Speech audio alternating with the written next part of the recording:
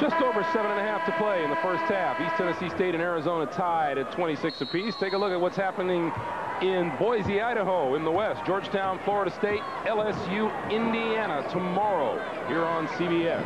Well, you know, the Georgetown, Florida State will be a good game. They've been playing well all year, and everybody knows that Florida State can play. You know about Georgetown, but the game that I'm sure everyone is going to watch is to see how Shaquille O'Neal and the LSU Tigers take on the Indiana Hoosiers, who played well. The Indiana played pretty well last night, I thought, for them, but Shaquille just presents a special problem because he is so strong, he's so quick that you got to be able to defend him without letting the other people beat him. So it forces a decision. Do I shut Shaquille off and make everybody else beat me, or do I put the pressure on Shaquille? So that's the decision Indiana has to make for tomorrow. Be a good matchup. Khalid Reeves from the free throw line.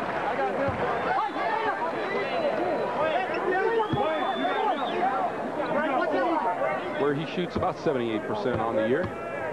Arizona with a 1-point lead, and now it's 2.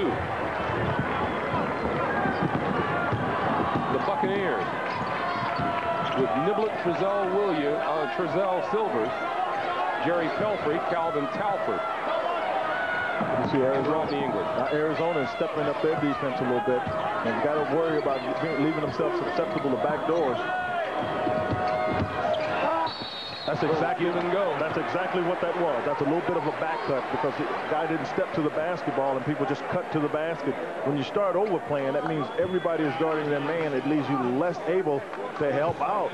You see, the pass will go over, and you see Mills goes out, and when he does, he can't help as you see English come into the basket because he goes out instead of waiting to protect. Sean Rooks committed his second foul of the day.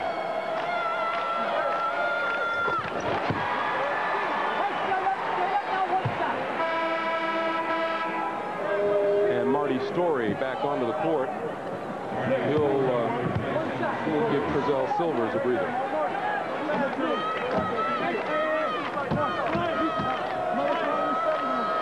For East Tennessee State, if you're wondering whether or not they shoot a lot of threes, they average about 19 threes in a game. They've already at 7 of 12, so they're a little ahead of schedule, but that's the thing that's kept them in the game. They've been able to hit those three-point shots, and that's part of the reason that you have to go out and guard them on the perimeter, and that's how English got to the basket that last time.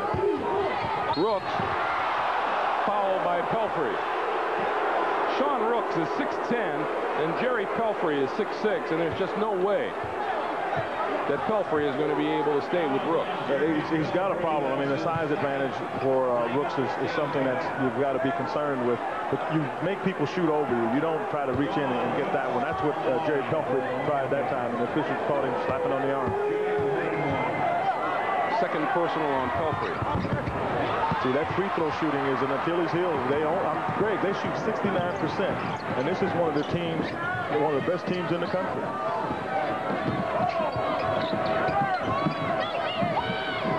Welcome those of you joining us here at the Omni in Atlanta. We're just under 6.5 to play in the first half. East Tennessee State and Arizona are tied at 28. ETSU with the basketball. Jason Niblett, three-pointer is good. And the Bucks have been stroking three-pointers tonight, and they lead at 31-28. Well, Greg, that's the story here. They have been shooting the three-pointers, and all of a sudden Arizona's got to go out and guard those guys shooting three-pointers, and then you'll see some back cuts to the basket, and Arizona isn't able to protect because the help has gotten away to go out to protect from the three-point shot. Oppick for three. And the Bucks with the rebound. East Tennessee State is 8 for 13 from three-point range. Talford. And Rodney English will look at it and put it up. They give him time to look at the basket. Womack has got to go out there. You can't let a guy size it up twice. 9 for 14. And a 34-28 lead for East Tennessee State. Womack, short hook is good. And he's going to turn that way every time because Marty Story can't guard it.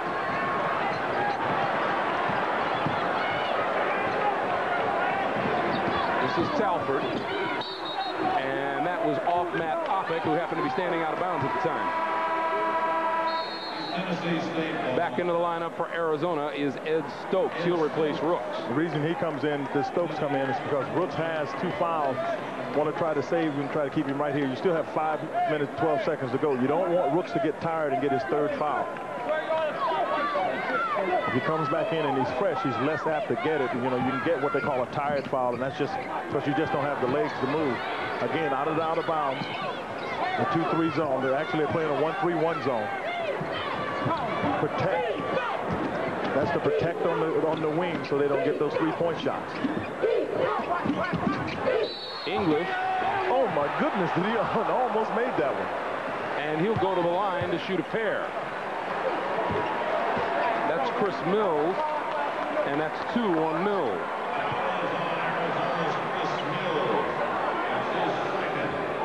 English will go to the line, and for those of you who have just joined us here in Atlanta, we have to say it's a bit of a surprise that Arizona's not in the lead at this stage of the game, but ETSU came out shooting the ball well.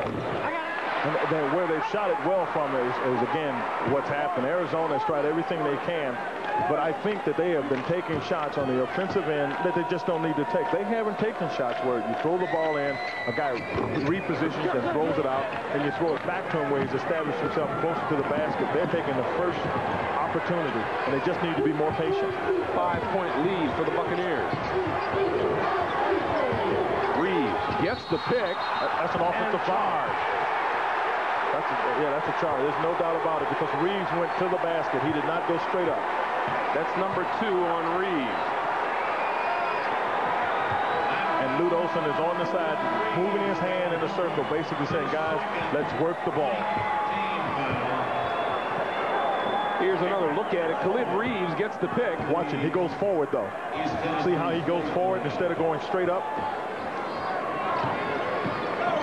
Arizona, 4 turnovers on the night. East Tennessee State, just a couple, 2. Pelfrey gets Stokes in the air and then gets his shot blocked. Good job by Stokes getting back on defense. Pelfrey, you get a big man in the air. You've got to, if you can, take it to the basket. Don't settle for taking a little jump shot, because that way Stokes can recover. Mills in and out. He'll go to the line and shoot 2. Slowly but surely, you can see Arizona going to the old power game. That's the game down low, where percentages are in your favor. Rodney English with his 2nd foul. And Chris Mills to the line. You know, Arizona has had a remarkable season, 24-6. As Mills misses the first. Of those 6 losses, 3 were at the buzzer. They lost to UCLA at home at the buzzer, to Washington at Washington, and to Southern Cal at USC. They had some bad bounces, and as you talk to Lute Olson, you know, he felt that way. He said, look, we had some games that we could have won, and if you lose them on the buzzer, there's not a lot you can do. But he also knows there's some that they lost because they didn't shoot the ball well from the foul line. And that's a bigger concern than the ones you lose on the buzzer.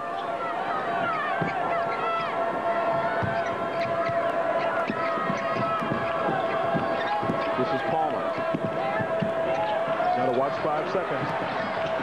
And Mills with the steal. No, tapped it out of bounds, and it's still East Tennessee State's ball. And let's take time with 3:41 to play and a 5-point lead for the Buccaneers.